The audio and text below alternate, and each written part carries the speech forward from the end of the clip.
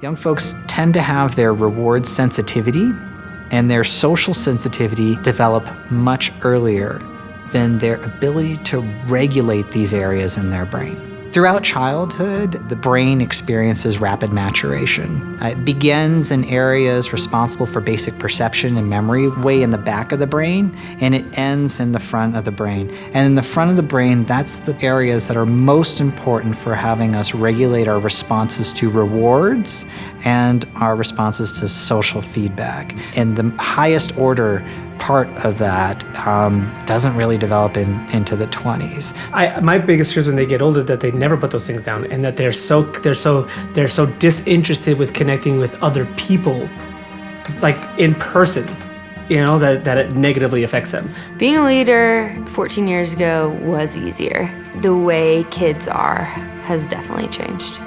They have less or no coping skills. They are also harder to kind of break that outer shell and talk about hard things. They don't want to, or they don't know how. It's wild. They really just don't know how to get there. One of the greatest consequences of screen time addiction is just the lack of social development, social skills development, being able to connect with other people. And we're seeing a lot more of that as we are becoming more aware of what social media does to our ability to have empathy and to interact with others and to see their social cues, understand their social cues, and react accordingly.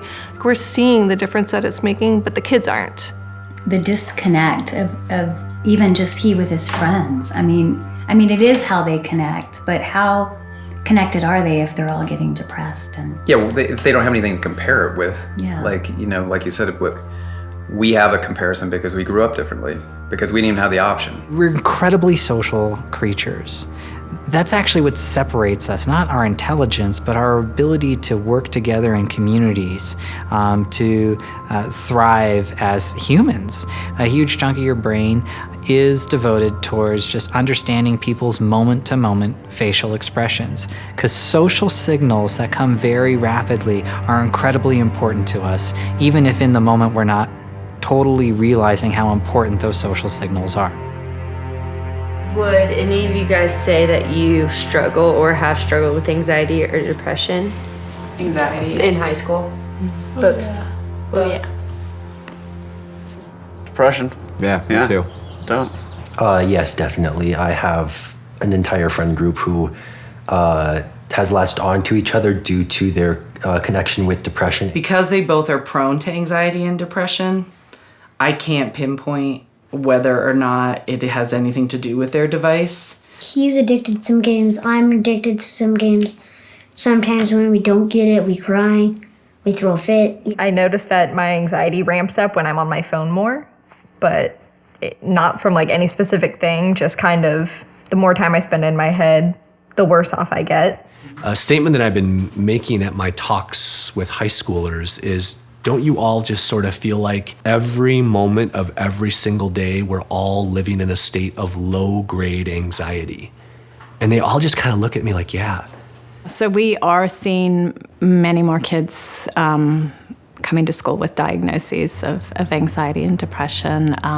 And we also know that the teen suicide rate from 2010 to 2017 increased 56%. My day-to-day life in the ER over the last 20 years, I think there's been two very palpable changes. One is childhood obesity, and the other is mental health issues in terms of the volume and the frequency. I have personally seen a difference in the number of children who are coming to the ER with mental health issues, with non-suicidal self-harming and suicide attempts and suicidal ideation.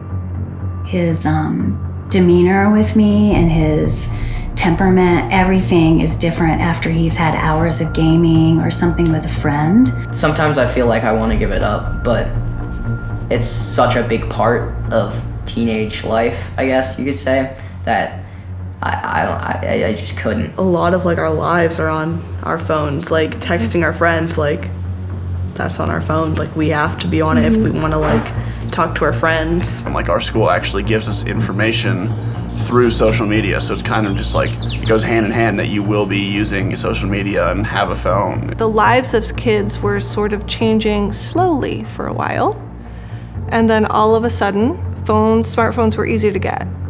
Social media was easy to get. Most people were able to afford that. Most kids were able to get on social media, and that's when everything kind of skyrocketed. I'm addicted to my iPad. I'm addicted. But adults, not just teenagers, are also addicted to their phones. Parents are the primary determinant as to how a kid uses technology.